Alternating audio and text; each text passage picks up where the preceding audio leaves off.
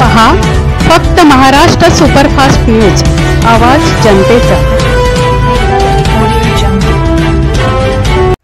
समाजसेवक देवदूत श्री नरेश मोरे साहेब बनत आहेत गरिबांचा आधार। बालकांना जीवनदान देऊन 50 लाख रुपये वाचवले। एका लाभार्थ्याचे मनोगत। मी अयाज खोपटकर, राहणार शिपोळे मंडणगड तालुकामध्ये असून माझ्या बायकोची 7व्या महिन्यात डिलिव्हरी झाली आणि तिला जुल्या मुली झाल्या। त्यांचे वजन 800 ग्राम व दुसरीचे 1 किलो एवढे होते। डॉक्टरांनी त्यांची गॅरंटी नाही असे सांगितले। खर्च 50 लाख रुपये एवढे सांगितले।